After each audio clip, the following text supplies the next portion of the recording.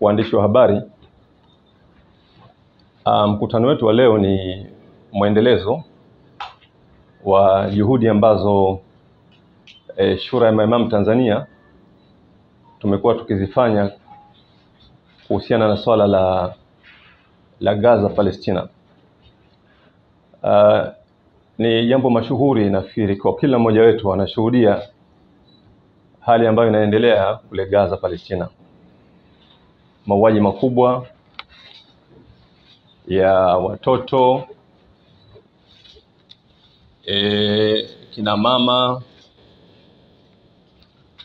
watu wazima, vijana wamekuwa wakiuawa kwa kiasi kikubwa kabisa. Kwa mujibu wa taarifa zinaonyesha kwamba kila baada ya dakika 10 anauawa mtoto mmoja kule Gaza Palestina. Majeshi ya Israel yanafanya hayo mauaji.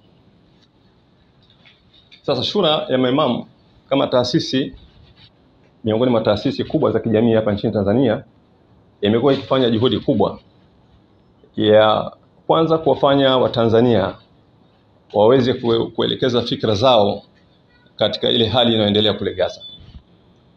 Lakini pia wakae katika nafasi ya wale ambao wanaofanyiwa ule unyama na ile madhila. Yaani waweze kufeel, wahisi kwamba wale watoto wanaouawa kule ni sawa na watoto wao. Waone kwamba wale kina mama wanaoteswa kule ni ndugu zao, watu wazima ni ndugu zao kwa maana ya imani, ni Waislamu wenzao, ni Wakristo wenzao. Nyumba za ibada ambazo zinavunjwa waone ni sawa na zile nyumba zao za ibada, ni sawa na misikiti yao, ni sawa na makanisa yao.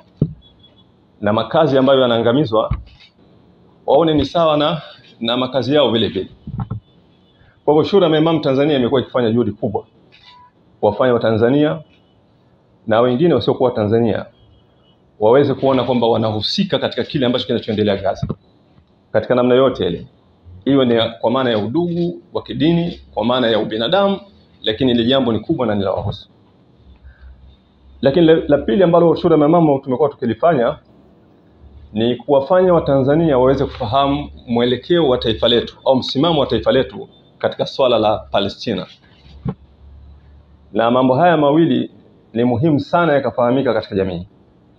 Kwa sababu katika hili la kwanza, la ile hali ambayo inaendelea Gaza, mataifa ya magharibi kwa kutumia vyombo vyao vya habari na mbinu mbalimbali yameweza kutengeneza ushawishi mkubwa katika jamii kwa kiwango ambacho jamii, baadhi ya makundi ya kijamii yamefika mahala yameweza kuamini kwamba wale wanauawa wana haki ya kuuawa, na kwamba Israel wako right, wako sawa sawa kufanya yale mauaji.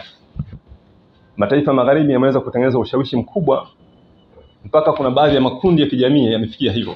Si makundi ya kijamii tu, mpaka baadhi ya dini.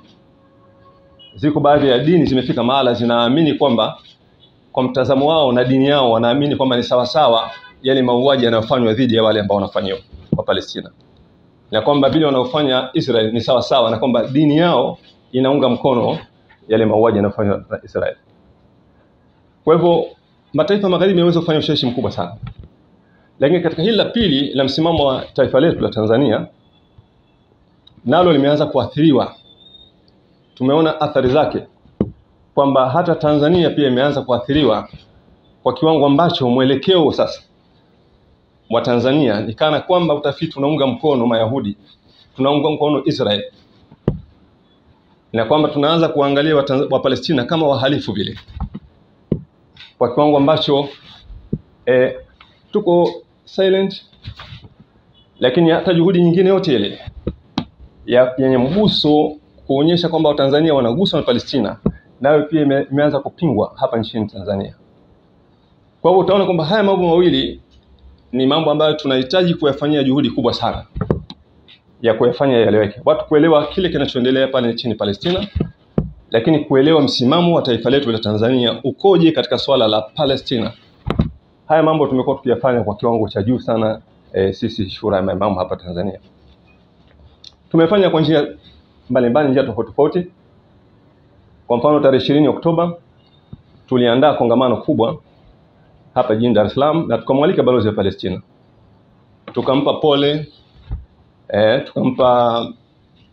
tukaonyesha ile huruma yetu, na tukamweleza balozi wa Tanzania msimamo wa taifa letu tokea miaka ilipoanzishwa vyama vyao vya kupigania uhuru vya PLO, msimamo wa Tanzania ulikuwaje, na tukajaribu kumwonyesha balozi wa Palestina kwamba msimamo wa taifa letu bado uko vile vile, haujabadilika.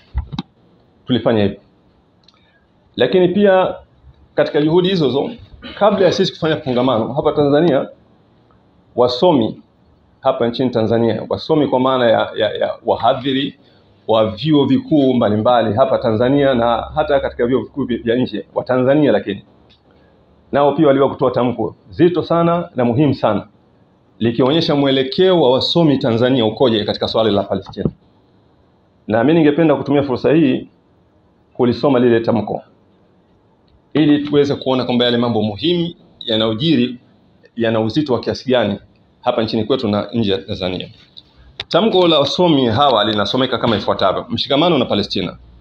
Tamko la wanazuoni wa Kitanzania wanaojali haki na utu wa binadamu popote pale walipo. Sisi wanazuoni wa Kitanzania tunaojali haki na amani tumeguswa sana na ukatili unaoendelea katika eneo la Gaza nchini Palestina. Hatuwezi kufunga midomo yetu wakati tunaona na kushuhudia ukatili, mateso, mauaji ya watoto, wanawake na watu wa Gaza yanayoendeshwa na Israel. Dhuluma ya kiasi hicho haivumiliki. Mwalimu Nyerere alituasa katika hotuba yake ya mwisho aliyoitoa kwenye Baraza Kuu la Umoja wa Mataifa kabla ya kung'atuka. Wanakoti maneno ya Mwalimu Nyerere katika Baraza la Umoja wa Mataifa hawa wasomi wa Tanzania. Wanakoti maneno ya Nyerere: kukaa kimya wakati tunapoona hatari au kujizuia kupambana na sera tunazoona ni kinyume na maslahi ya amani na haki. Kufanya hivyo itakuwa ni sawa na kusalimisha uhuru na utu wetu kwa wengine. Hilo hatuwezi kulifanya. Wanaendelea kusema wasomi, wanasema sisi wanazuoni tuliosaini tamko hili hatutakaa kimya wakati tunaona wazi nia na lengo la nchi ya kikaburu Israel ikitenda tendo la mauaji ya kimbari dhidi ya Palestina. Israel inataka kuua na kufukuza Wapalestina wote ili itanue mipaka yake na kuyameza maeneo yote yaliyobaki ya Palestina. Katika tendo hili wanaungwa mkono kwa hali na silaha na ubeberu unaongozwa na Marekani na washirika wake Uingereza na Ufaransa. Pamoja na kulani ukatili wa Israel na washirika wake, tunatoa wito kwa serikali yetu kusimama kidete na kuchukua msimamo thabiti wa kuvunja mahusiano yote na mamlaka katili ya uzayuni wa Israel. Mwisho, tunatoa wito kwa Watanzania wenzetu kutokukaa kimya, wajitokeze kwa njia zote zinazofaa na kuonyesha wazi mshikamano wetu na Wapalestina kama wanavyofanya Waafrika wenzetu huko Afrika ya Kusini. Haya ni maudhui, lakini kinachofuatia kwenye tamko lao wamejiorodhesha, na mimi ningependa niwasome hao wasomi kulingana na nafasi zao. Wa kwanza ni Profesa Isa Shibji.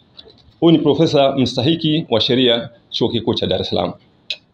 Wa pili ni Dr. Mwanza Kamata, na huyu yuko Chuo Kikuu cha Dar es Salaam. Wa tatu ni Sabatho Nyamsenda, yuko Chuo Kikuu cha Dar es Salaam. Wa nne ni Kasori, huyu ni katibu mkuu mstaafu wa Mwalimu Nyerere. Wa tano ni Richard Mabala, mwandishi mhadhiri. Wa sita ni Demera D. Kitunga, mfamasia. Saba ni Abdul M. Othman, mwenyekiti Tanzania Palestine Solidarity Organization.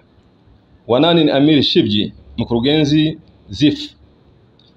Wa tisa ni Barcelona, profesa stahiki wa viumbe bahari. Wa 10 ni Bernard Bahai. Wa 11 ni Sheikh Ponda Saponda. 12 ni Stephen A. Ruhuga. 13 ni Gibson Mdakama. 14 ni Hamad Rashid. 15 ni Agnes Bweye. 16 Idrisa Kawete. 18 Natashi Shibji. 17 Natashi Shibji. 18 Bubelwa E. Kaiser. 19 Theodas Pius. 20 Muhemi Mwakihelwa. 21 Malaika Haji. 22 Christian Mfanga. 23 Richard Haga. 24 Profesa Saidi Yahya Othman.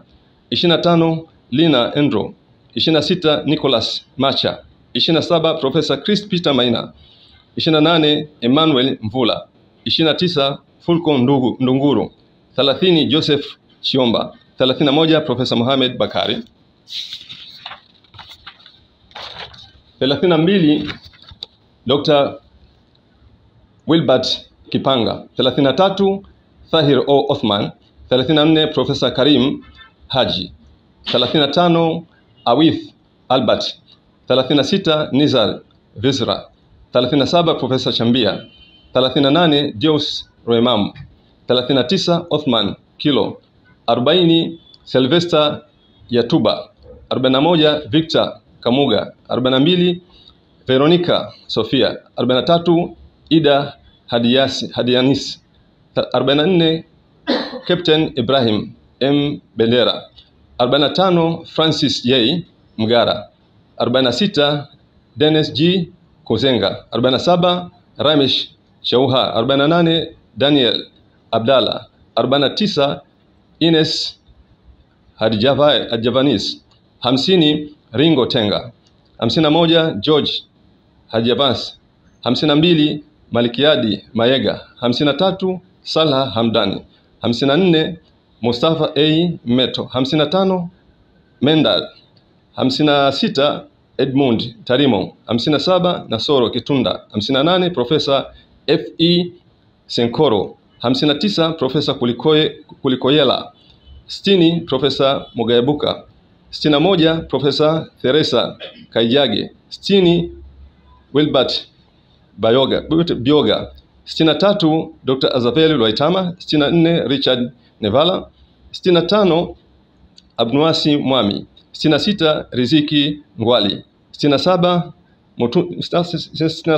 Mtatura A. Mtatura. 68 Muhamedi Yateri. 69